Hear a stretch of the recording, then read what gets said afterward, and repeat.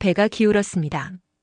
파도가 뱃전을 넘어 쏟아졌고 물이 발목까지 차오르는 것 같았어요. 바람은 돛을 찢을 듯 몰아쳤는데 그 소리가 짐승의 울음 같았습니다. 저는 노를 붙잡고 있었지만 손이 미끄러웠고 온몸이 물에 젖어서 그런지 추위가 뼛속까지 파고들었습니다. 갈릴리 바다에서 어부로 평생을 살았지만 이런 폭풍우는 처음이었다고 봐야겠네요.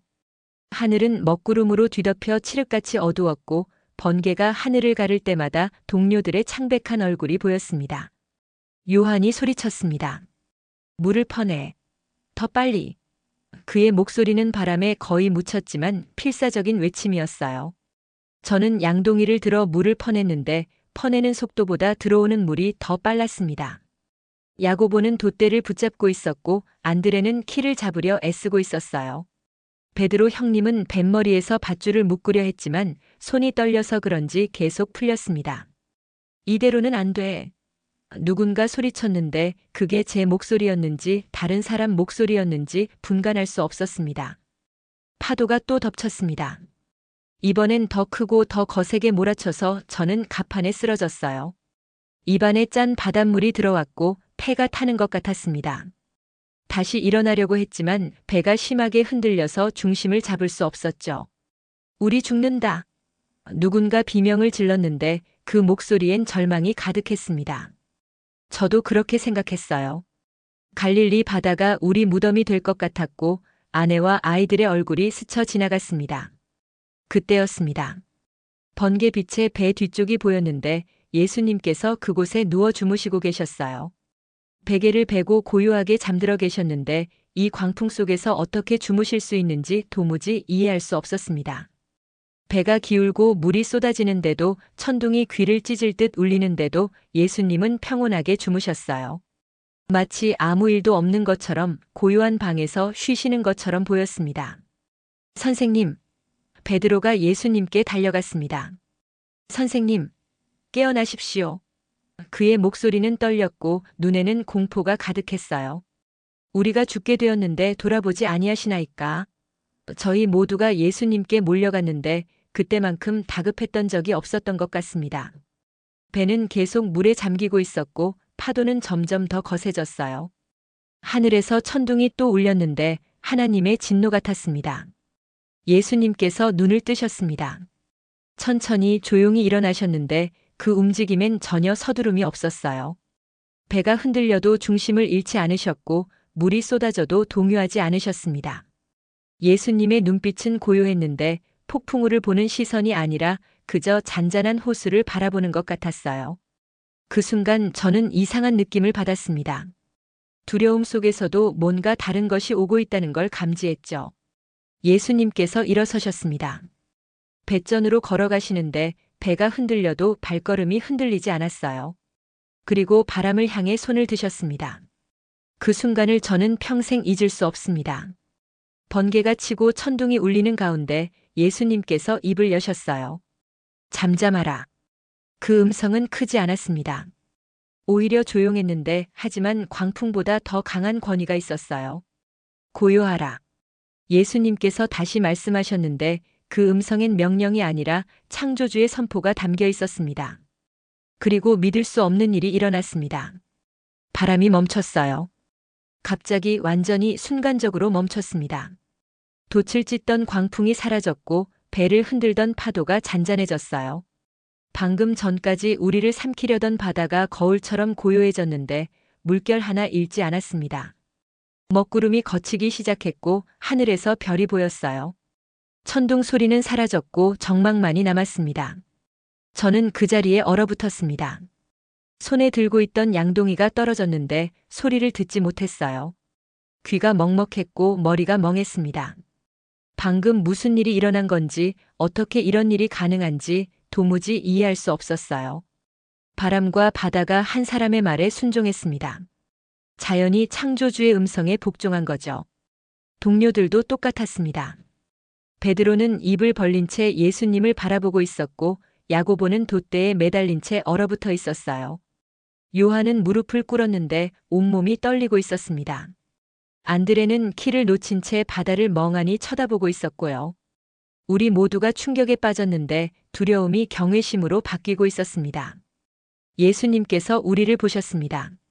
그 눈빛엔 온유함이 있었지만 동시에 권위도 있었어요. 어찌하여 무서워하느냐? 예수님께서 물으셨는데 그 목소리는 부드러웠습니다. 너희가 어찌 믿음이 없느냐? 그 질문은 책망이 아니었어요.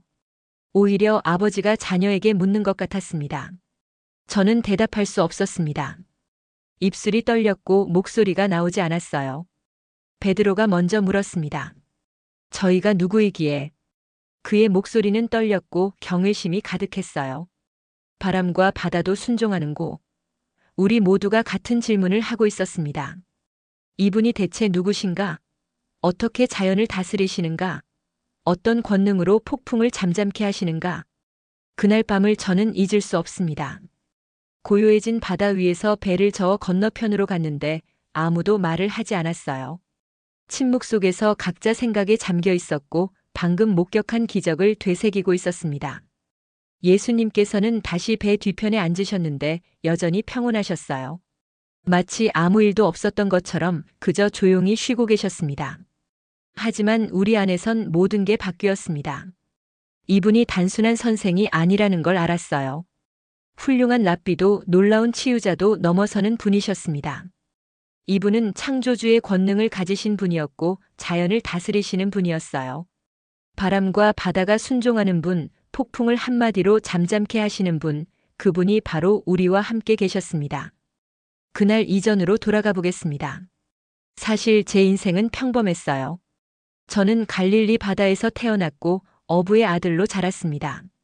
아버지는 성실한 분이었는데 매일 새벽에 일어나 그물을 손질하고 배를 준비하셨어요.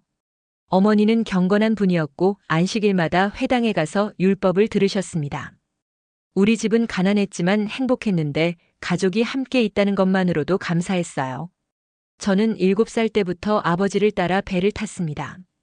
처음엔 그물을 정리하는 일부터 배웠는데 손이 작아서 그런지 자꾸 엉켰어요. 아버지는 웃으시며 다시 가르쳐 주셨고 저는 천천히 배워갔습니다. 10살이 되었을 때 처음 노를 잡았는데 물살이 생각보다 세서 놀랐어요. 15살엔 그물을 던질 줄 알게 되었고 20살엔 혼자 배를 몰 수 있었습니다. 갈릴리 바다는 제 삶의 전부였어요. 새벽마다 이곳에서 일했고 저녁마다 이곳으로 돌아왔습니다. 물고기가 많이 잡히는 날도 있었고 하나도 못 잡는 날도 있었어요. 하지만 매일 바다로 나갔는데 그게 제 일이었고 제 삶이었습니다. 바람의 방향을 보고 날씨를 예측했고 물결의 움직임을 보고 물고기 떼를 찾았어요. 갈릴리 바다의 모든 걸 안다고 생각했습니다. 25살에 결혼했어요. 아내는 이웃마을 출신이었는데 착하고 부지런한 여자였습니다. 우리는 작은 집을 얻었는데 바다가 보이는 곳이었어요. 아침마다 아내가 보리빵을 구웠고 저녁마다 제가 잡은 물고기로 식사를 준비했습니다. 1년 후 첫 아들이 태어났는데 건강한 사내 아이였어요. 2해 뒤엔 딸이 태어났고 우리 가족은 행복했습니다. 매일의 삶은 단순했어요.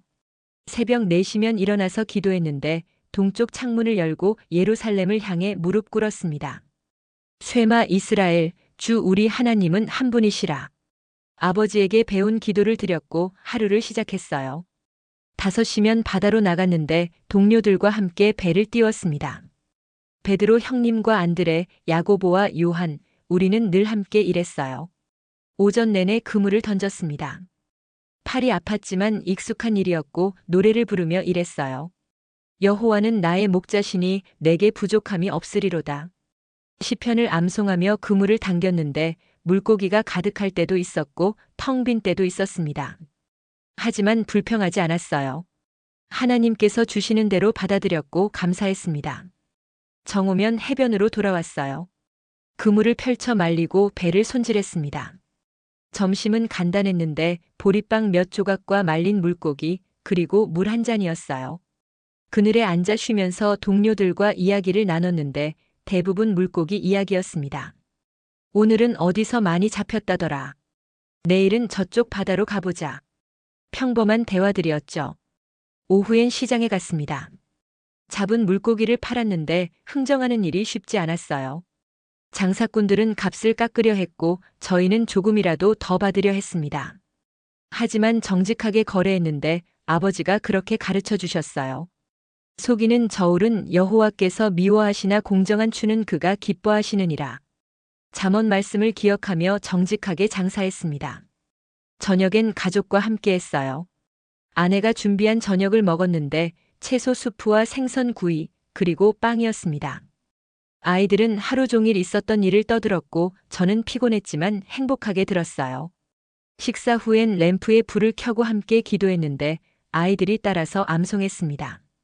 주께서 내 발이 부르트지 않게 하시며. 시편 121편이었어요. 안식일은 특별했습니다.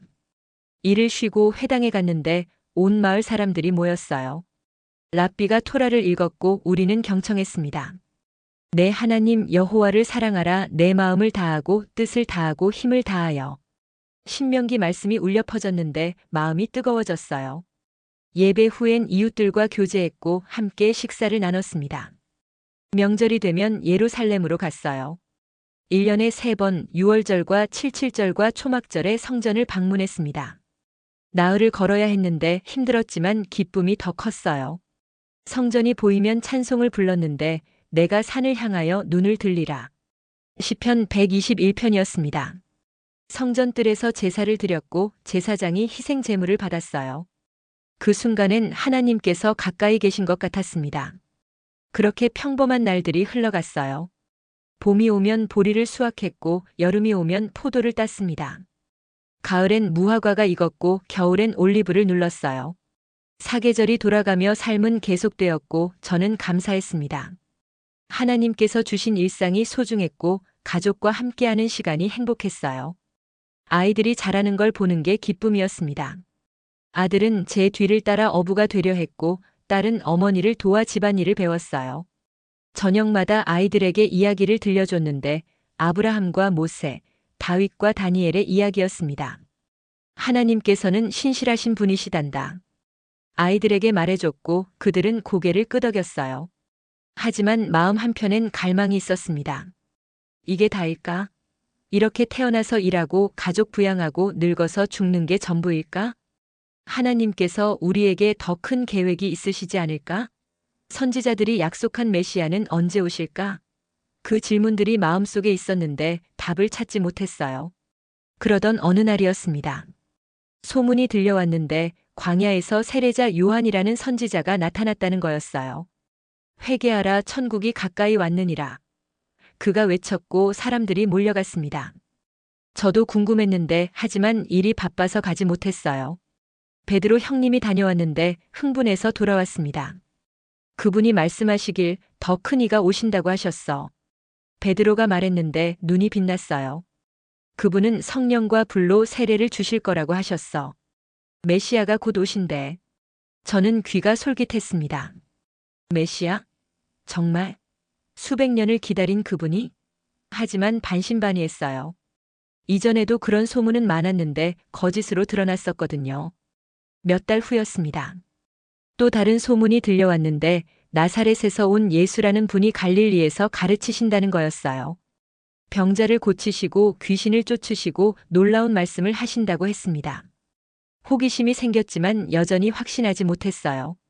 또 다른 랍비겠지 그렇게 생각했습니다. 그런데 어느 날 아침이었어요. 밤새 그물을 던졌지만 아무것도 잡지 못했는데 완전히 빈손이었습니다. 지쳐서 해변에 돌아와 그물을 씻고 있었는데 사람들이 몰려왔어요. 무슨 일인가 싶어 보니 한 분이 가르치고 계셨습니다. 바로 예수님이었어요. 사람들이 너무 많이 몰려와서 예수님께서 밀리셨는데 우리 배를 보셨습니다. 배를 조금 물 가운데로 띄워주실 수 있겠습니까? 예수님께서 물으셨고 저는 당연히 그러겠다고 했어요. 배를 띄워드렸고 예수님께서 앉으셔서 가르치기 시작하셨습니다. 그 말씀이 달랐어요. 다른 랍비들과 완전히 달랐는데 권위가 있었습니다. 하늘나라는 예수님께서 비유로 말씀하셨는데 쉬웠지만 깊었어요. 마음속 깊은 곳이 움직이는 것 같았고 영혼이 반응했습니다. 1시간 넘게 들었는데 시간이 어떻게 가는지 몰랐어요.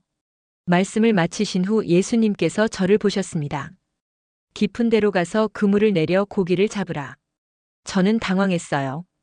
밤새 한 마리도 못 잡았는데, 낮에는 더욱 안 잡히는데, 하지만 그분의 눈빛을 보니 거절할 수 없었습니다. 선생님, 우리가 밤이 새도록 수고하였으되 잡은 것이 없지만, 저는 솔직하게 말했어요. 말씀에 의지하여 내가 그물을 내리리이다. 순종하기로 했는데 그분께 뭔가 특별함이 있었기 때문이었습니다. 그물을 내렸어요. 깊은 곳으로 배를 저어가서 그물을 던졌는데 기대하지 않았습니다. 하지만 몇 초 지나지 않아 그물이 무거워지기 시작했어요. 너무 무거워서 끌어올릴 수가 없었고 그물이 찢어질 것 같았습니다. 도와줘! 저는 동료들에게 소리쳤고 그들이 달려왔어요. 두 배가 모두 필요했습니다. 그물을 끌어올리니 물고기가 가득했는데 평생 본 적 없는 양이었어요.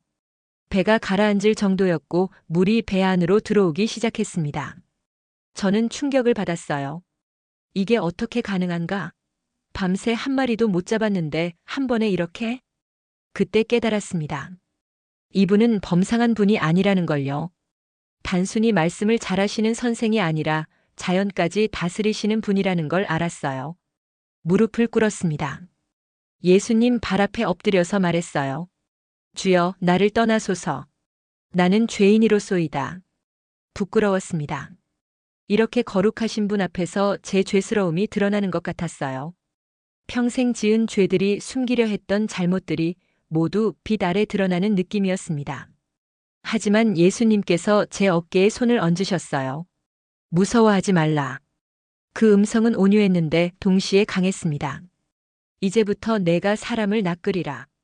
그 말씀에 마음이 뛰었어요. 사람을 낚는다? 무슨 뜻일까? 하지만 중요한 건 이분을 따르고 싶다는 마음이었습니다. 배를 대고 모든 것을 버려두었어요. 그물도 배도 잡은 물고기도 다 두고 예수님을 따랐습니다. 베드로와 안드레, 야고보와 요한, 우리 모두가 그분을 따라 나섰는데 뒤돌아보지 않았어요. 가족에게 작별 인사도 못했고 집을 정리할 시간도 없었습니다. 하지만 후회하지 않았어요. 이분을 따르는 게 옳다는 확신이 있었거든요. 그렇게 시작되었습니다. 예수님을 따라 갈릴리를 다니며 말씀을 들었고 기적을 목격했어요. 병자가 고침받고 귀신이 쫓겨나고 죽은 자가 살아나는 걸 봤습니다. 매일이 놀라움의 연속이었는데 이분이 메시아라는 확신이 점점 강해졌어요. 하지만 의문도 있었습니다. 권능은 놀라운데 왜 로마를 치지 않으실까? 기적을 행하시는데 왜 왕국을 세우지 않으실까?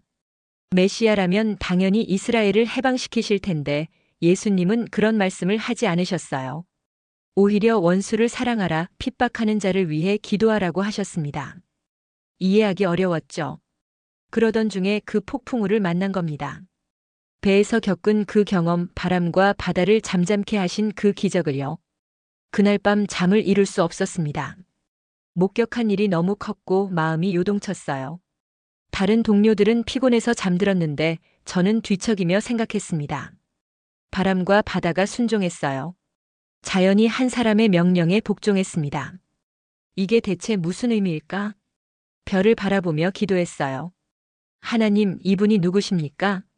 간절히 물었는데 답은 마음속에서 올라왔습니다. 성경 말씀들이 떠올랐는데 주께서 바다를 잔잔하게 하심으로 물결이 고요하도다.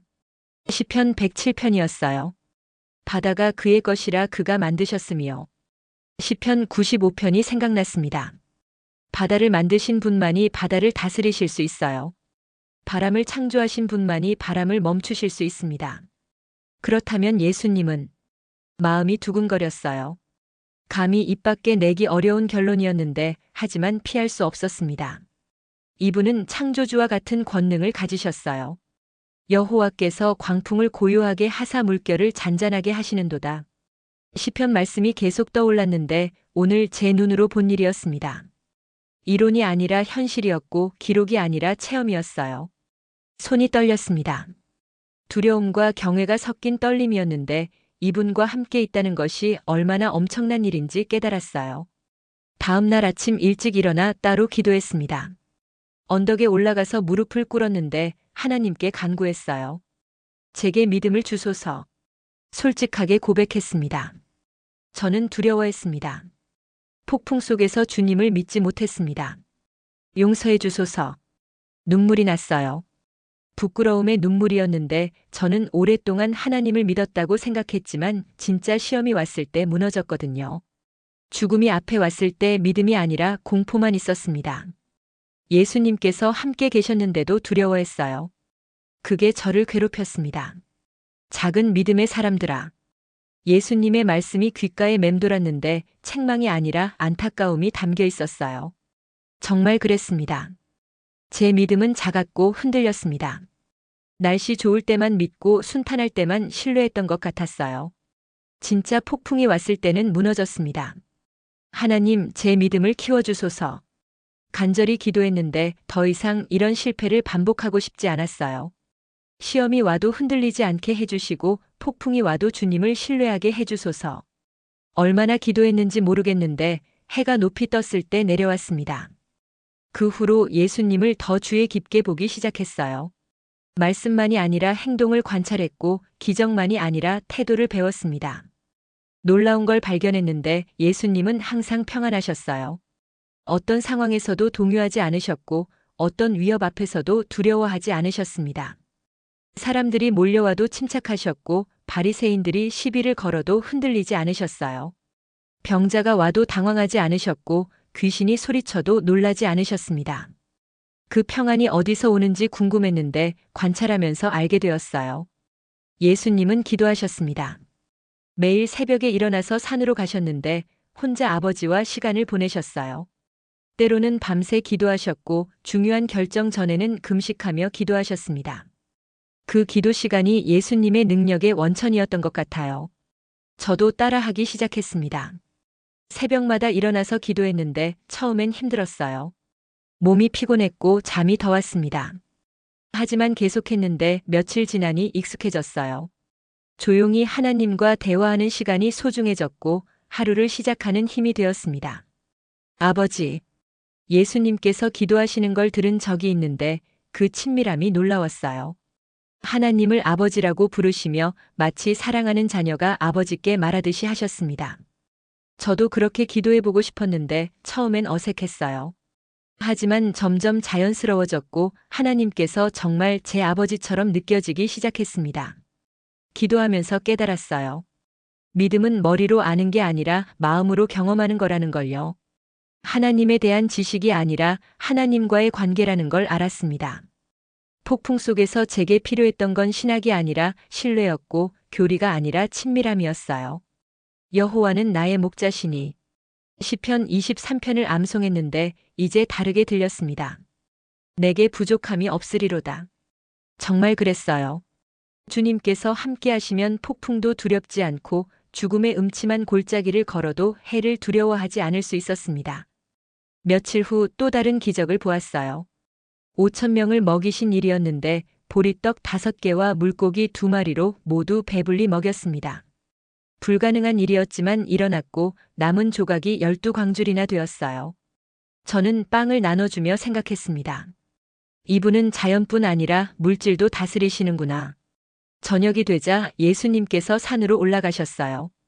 기도하시려는 거였는데 우리에게 배를 타고 건너편으로 가라고 하셨습니다. 먼저 가 계시겠습니다. 나는 기도하고 따라가리라.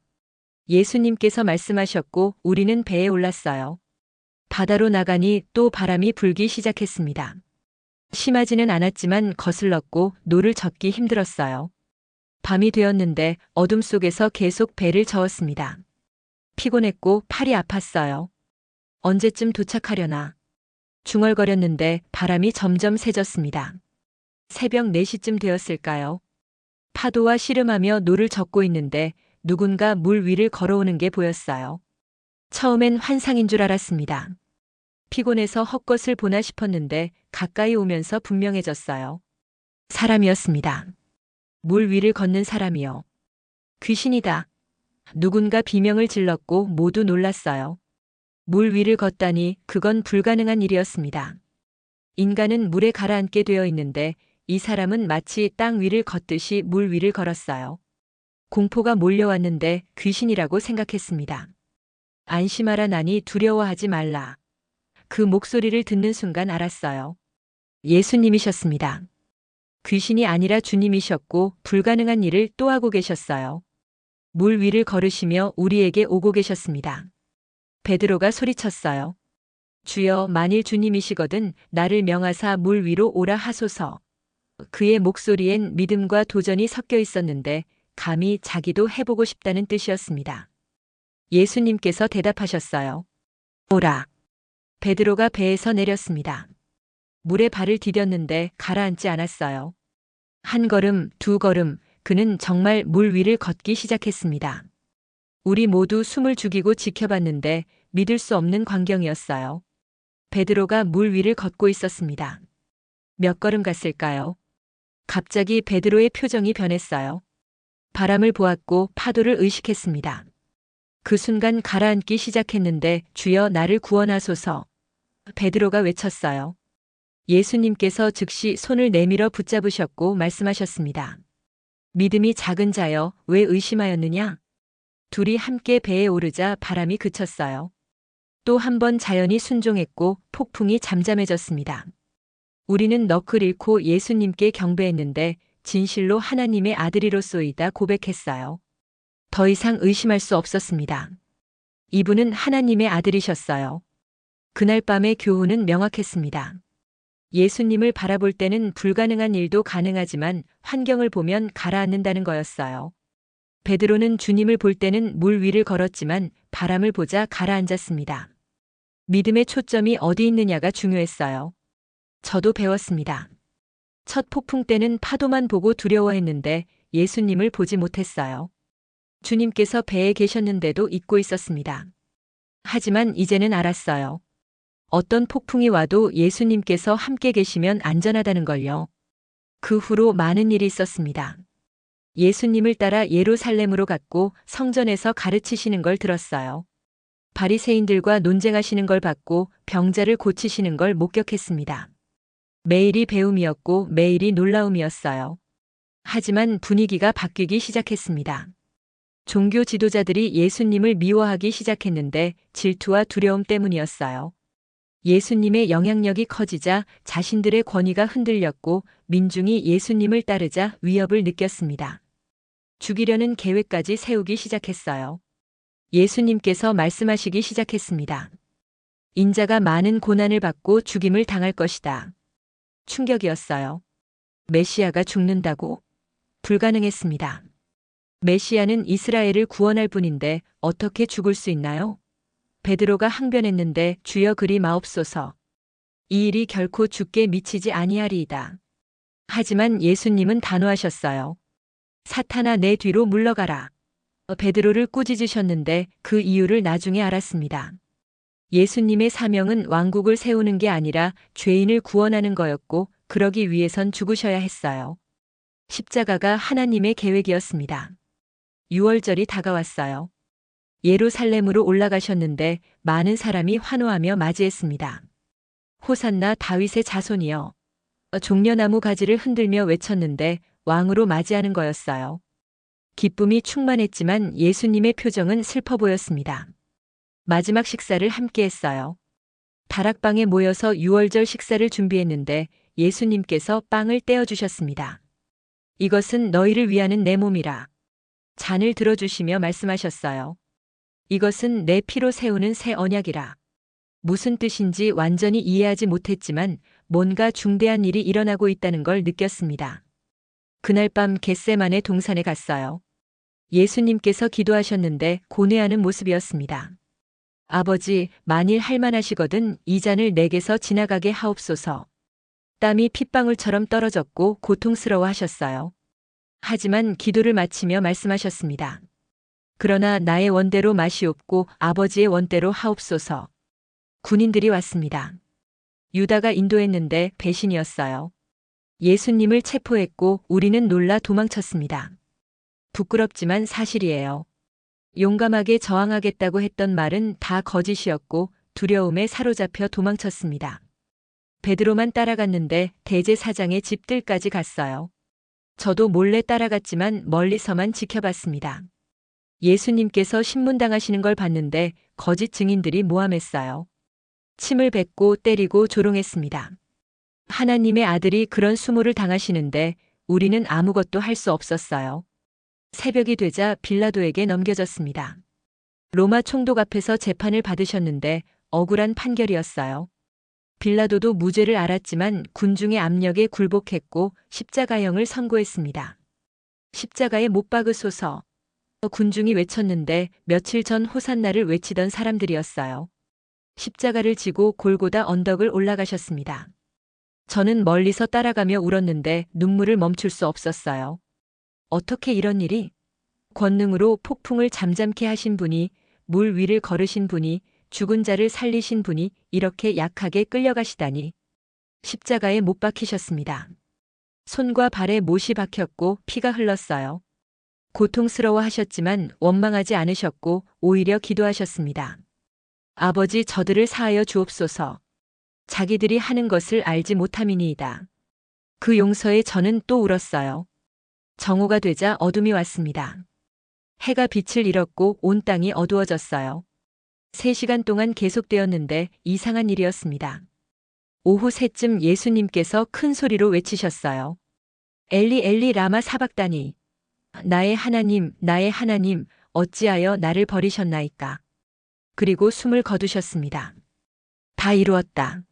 마지막 말씀을 하시고 돌아가셨는데 그 순간 땅이 흔들렸어요. 바위가 터지고 성전 휘장이 찢어졌습니다. 백부장도 고백했어요. 이는 진실로 하나님의 아들이었도다. 세상이 무너지는 것 같았습니다. 희망이 사라졌고 꿈이 깨졌어요. 메시아라고 믿었던 분이 죽으셨고 따르던 선생님을 잃었습니다. 무덤에 안장되는 걸 보며 절망했는데 모든 게 끝났다고 생각했어요. 사흘을 울었습니다. 방에 숨어서 문을 잠그고 두려워 떨었어요. 우리도 잡혀갈까봐 무서웠고 앞으로 어떻게 살아야 할지 막막했습니다. 꿈 같았던 3년이 악몽으로 끝나는 것 같았어요. 그런데 첫날 새벽이었습니다. 여자들이 무덤에 갔다가 달려왔는데 숨을 헐떡이며 외쳤어요. 무덤이 비었어요. 주님이 살아나셨어요. 믿을 수 없었습니다. 죽은 사람이 어떻게 살아나나요? 환상을 봤거나 잘못 본 거라고 생각했어요. 하지만 여자들은 확신했습니다. 천사가 나타나서 말했어요. 주께서 살아나셨다고요. 빈 무덤을 보았어요. 세마포만 남아 있었어요. 베드로와 요한이 달려갔는데 저도 따라갔습니다. 정말 무덤이 비어 있었어요. 시신은 없고 수의만 개켜져 있었습니다. 어떻게 된 일일까요? 누가 시신을 훔쳐간 걸까요? 아니면 정말. 감히 생각할 수 없었는데 하지만 희망이 피어올랐습니다. 혹시 정말 살아나신 건 아닐까? 예수님께서 말씀하셨던 것처럼 사흘 만에 다시 살아나신 건 아닐까? 저녁 때였습니다. 다락방에 모여 있었는데 문을 잠그고 두려워 떨고 있었어요. 갑자기 예수님께서 나타나셨습니다. 문을 여신 것도 아니고 그냥 우리 가운데 서 계셨어요. 너희에게 평강이 있을지어다. 그 목소리를 듣는 순간 알았습니다. 예수님이셨어요. 손과 옆구리를 보여주셨는데 못자국과 창 자국이 있었습니다. 정말 예수님이셨고 정말 살아나셨어요. 저는 무릎을 꿇었습니다. 눈물이 쏟아졌는데 기쁨의 눈물이었어요. 주님, 외쳤지만 목이 메어 더 말할 수 없었습니다. 다른 제자들도 똑같았어요. 울고 웃고 떨고 경배했습니다. 죽으셨던 분이 살아나셨고 무덤을 이기셨어요. 죽음이 끝이 아니었고 십자가가 실패가 아니었습니다. 부활이 모든 걸 바꿔놓았어요. 평강이 너희에게 있을지어다.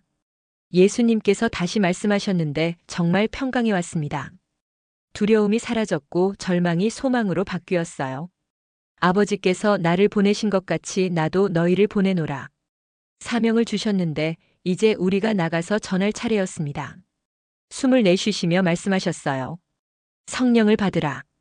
따뜻한 바람 같은 게 불어왔는데 안에서 뭔가 변화가 일어났습니다. 담대함이 생겼고 확신이 섰어요.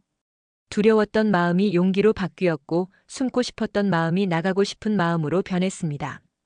40일 동안 나타나셨어요. 여러 번 보이셨고 많은 가르침을 주셨습니다. 하나님 나라에 대해 말씀하셨고 우리가 해야 할 일을 알려주셨어요. 모든 민족을 제자로 삼으라. 명령하셨는데 예루살렘뿐 아니라 땅끝까지 가라는 거였습니다. 마지막 날이었습니다. 감람산에서 함께 있었는데 예수님께서 말씀하셨어요. 오직 성령이 너희에게 임하시면 권능을 받고 예루살렘과 온 유대와 사마리아와 땅끝까지 이르러 내 증인이 되리라. 그리고 승천하셨습니다. 하늘로 올라가시는데 구름이 예수님을 가렸어요. 우리는 하늘을 바라보고 서 있었는데 천사들이 나타났습니다.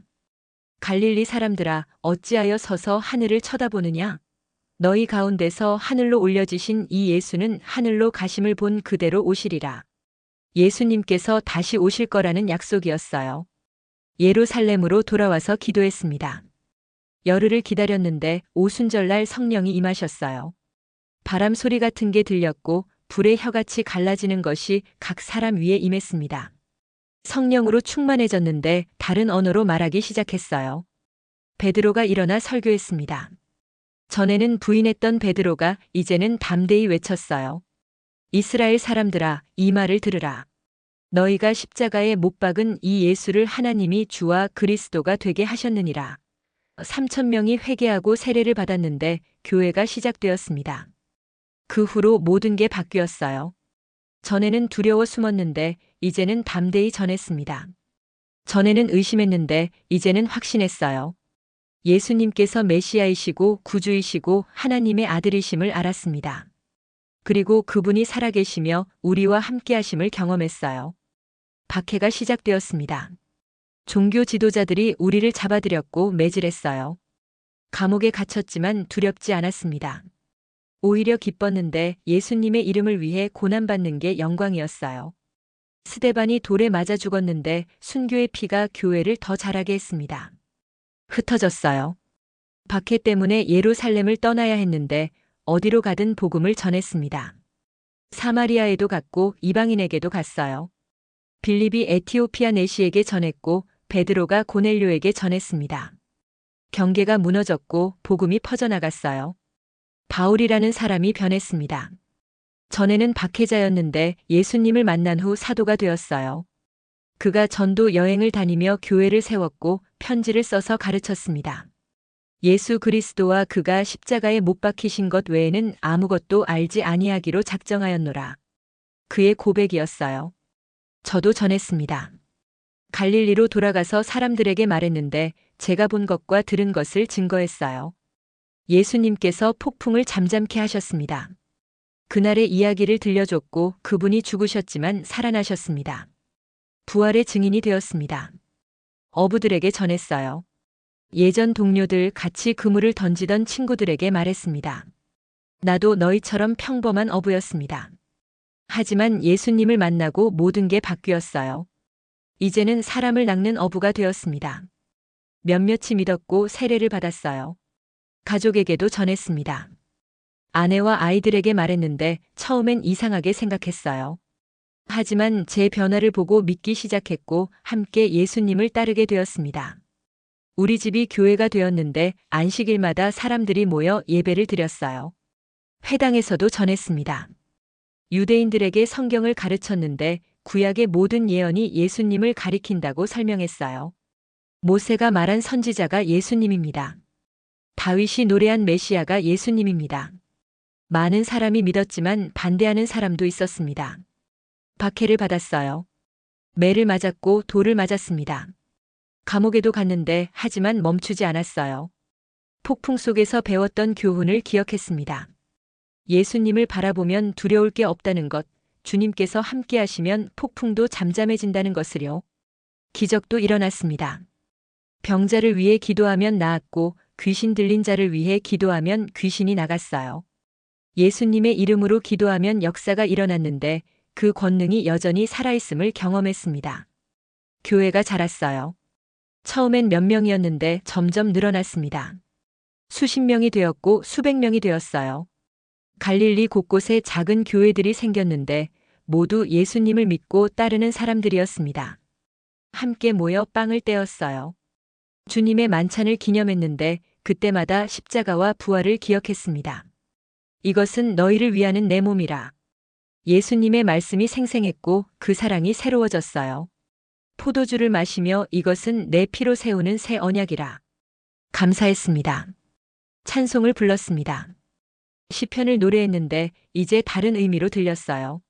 여호와는 나의 목자시니. 정말 그랬습니다. 주님께서 목자가 되어 인도하셨고 푸른 초장과 쉴만한 물가로 이끄셨어요. 죽음의 음침한 골짜기로 다닐지라도 두렵지 않았습니다. 주님께서 함께 하시니까요. 새 노래도 만들었어요. 부활을 찬양하는 노래, 십자가를 기억하는 노래를 불렀습니다. 그리스도께서 우리 죄를 위하여 죽으시고 장사 지낸 바 되셨다가 사흘 만에 다시 살아나셨도다. 복음의 핵심을 노래했고 기쁨으로 찬양했어요. 서로 사랑했습니다. 재산을 나눴고 가난한 사람을 도왔어요. 과부와 고아를 돌봤고 병든 자를 방문했습니다. 예수님께서 보여주신 사랑을 실천했는데 그게 우리의 표지였어요. 서로 사랑하라. 이것이 내 계명이니라. 주님의 명령을 지켰습니다. 외로운 사람들이 찾아왔어요. 삶에 지친 사람, 희망을 잃은 사람들이 왔는데 우리는 예수님을 전했습니다. 주께서 당신을 사랑하십니다. 십자가에서 당신을 위해 죽으셨어요. 많은 사람이 위로를 받았고 새 삶을 시작했습니다. 죄인들도 왔어요. 세리, 창녀, 도둑들이 왔는데 우리는 거부하지 않았습니다. 예수님께서 죄인을 부르러 오셨다고 말씀하셨으니까요. 회개하고 믿으십시오. 예수님께서 당신의 죄를 용서하실 겁니다. 많은 사람이 변화되었고 새 사람이 되었어요. 세월이 흘렀습니다. 어느덧 머리가 휘어졌고 주름이 늘었어요. 젊었을 때의 힘은 사라졌지만 믿음은 더 강해졌고 예수님에 대한 사랑은 더 깊어졌습니다. 손자들이 물어봐요. 할아버지, 예수님은 어떤 분이셨어요? 저는 미소 지으며 대답합니다. 놀라운 분이셨단다. 폭풍을 잠잠케 하시고 물 위를 걸으시고 죽은 자를 살리신 분이지. 아이들은 눈을 반짝이며 듣는데 더 말해달라고 조릅니다. 하지만 가장 놀라운 건 우리를 사랑하셨다는 거야. 중요한 걸 전합니다. 죄인인 우리를 위해 십자가에서 죽으셨고 우리를 구원하려고 부활하셨어. 그게 가장 큰 기적이란다. 손자들이 고개를 끄덕이는데 이해하는 것 같아요. 할아버지도 예수님을 봤어요? 물으면 저는 눈을 감습니다. 그럼 함께 배를 탔고 함께 식사했지. 손을 잡아주신 적도 있어. 기억이 생생한데 어제 일처럼 선명합니다. 지금도 함께 계시단다. 비록 눈으로는 안 보이지만 마음으로 느낄 수 있어. 밤에 기도할 때면 그때가 생각나요. 폭풍 치던 갈릴리 바다, 두려워 떨던 그날 밤이요. 하지만 예수님께서 일어나시더니 잠잠하라 말씀하셨고 폭풍이 순종했습니다. 그 권능, 그 평안, 그 확신을 잊을 수 없어요. 인생의 폭풍이 올 때마다 기억합니다. 바람이 불고 파도가 칠 때마다 예수님의 그 말씀을 떠올려요. 어찌하여 무서워하느냐? 너희가 어찌 믿음이 없느냐? 그때마다 부끄러워지는데 주님께서 함께 계신데도 두려워하는 제 작은 믿음 때문입니다. 하지만 감사한 건 예수님께서 여전히 인내하신다는 거예요. 작은 믿음이지만 버리지 않으시고 연약하지만 사랑하십니다. 잠잠하라 말씀하시며 제 인생의 폭풍도 잠잠케 하시고 고요하라 명령하시며 제 마음의 두려움도 가라앉히세요. 이제 제 인생도 저물어 갑니다. 해가 지평선 너머로 지는 것처럼 제 날들도 얼마 남지 않았어요. 하지만 두렵지 않습니다. 예수님께서 죽음도 이기셨으니 저도 이길 거라고 믿어요. 부활하실 때처럼 저도 마지막 날에 일어날 거라고 확신합니다. 갈릴리 바다를 바라봅니다. 여전히 아름다운데 파도가 출렁이고 있어요.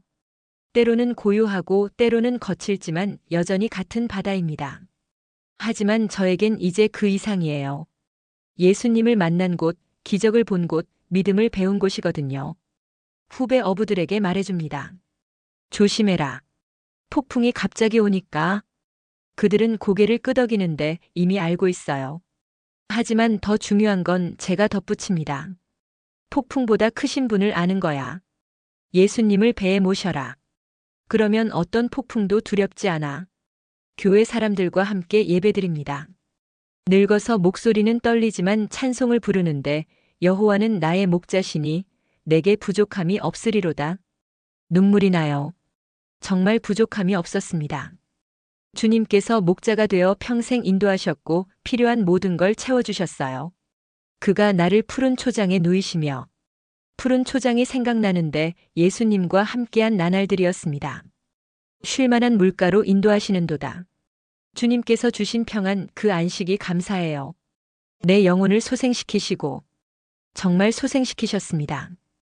죽어가던 영혼을 살리셨고 절망에서 희망으로 이끄셨어요. 내가 사망의 음침한 골짜기로 다닐지라도 해를 두려워하지 않을 것은 주께서 나와 함께 하심이라. 이제 그 골짜기가 가까워졌지만 두렵지 않습니다. 주님께서 함께 하시니까요. 폭풍을 잠잠케 하신 그분이, 죽음도 이기신 그분이 저와 함께 걸어가실 테니까요. 주의 선하심과 인자하심이 평생에 나를 따르리니 내가 여호와의 집에 영원히 살리로다. 확신합니다. 이 땅에서의 삶이 끝나도 주님의 집에서 영원히 살 거라고요. 하늘나라에서 다시 예수님을 뵐 거라고, 이번엔 영원히 함께 할 거라고 믿어요. 마지막 해가 지고 있습니다. 갈릴리 바다 위로 노을이 지는데 붉고 아름다워요. 저도 곧 떠날 것 같은데 하지만 슬프지 않습니다. 오히려 기대가 되는데 예수님을 다시 만날 날이 가까워지니까요. 손자가 손을 잡아요. 할아버지 괜찮으세요? 저는 미소 짓습니다. 그럼. 아주 좋단다. 정말 좋아요. 주님과 함께한 인생, 복음을 전한 삶, 후회 없습니다. 할아버지, 예수님께 전하고 싶은 말이 있어요? 손자가 묻는데 순수한 눈빛이에요. 저는 잠시 생각하다가 대답합니다. 감사하다고 전해주렴. 이 죄인을 불러주셔서 제자 삼아주셔서 함께 해주셔서 감사하다고. 눈을 감습니다. 평안이 임하는데 폭풍 이후의 고요함 같아요. 예수님의 음성이 들리는 것 같습니다. 잘했다. 착하고 충성된 종아. 내 주인의 즐거움에 참여할지어다. 주님께서 맞이하시는 것 같아요. 바람이 붑니다. 갈릴리 바다에서 불어오는 바람인데 상쾌해요. 한때는 이 바람이 두려웠지만 이제는 친구 같습니다. 폭풍을 기억하게 하는데 동시에 폭풍을 잠잠케 하신 예수님을 생각나게 해요. 파도 소리가 들립니다. 잔잔한 파도, 부드러운 소리예요. 잠잠하라, 고요하라. 예수님의 음성이 들리는 것 같은데 평안이 임합니다. 모든 두려움이 사라지고 모든 의심이 녹아요. 오직 확신만 남습니다. 예수님은 주님이시고 구주이시고 하나님의 아들이시라는 확신이요. 이제 갑니다. 주님께로, 하늘나라로요.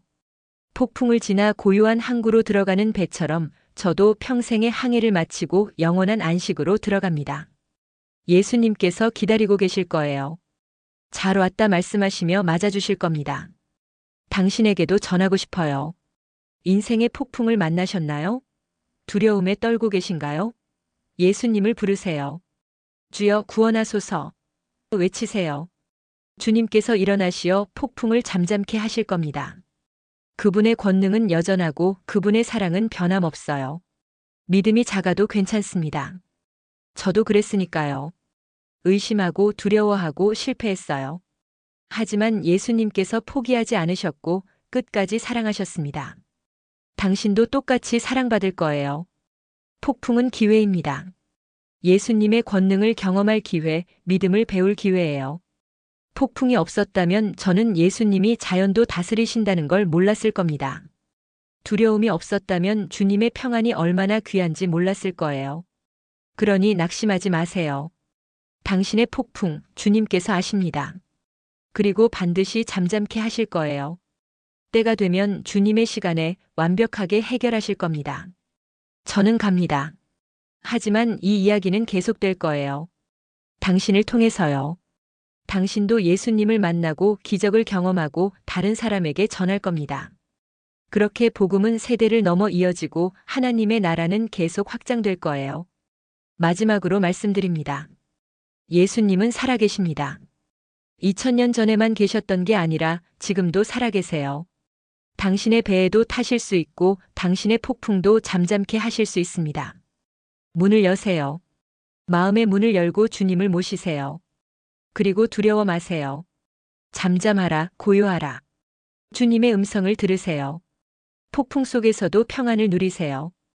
예수님께서 함께 하시니 우리에게 부족함이 없습니다. 평강이 있기를 바랍니다. 예수 그리스도의 평강이 당신과 함께 하기를 기도합니다. 아멘.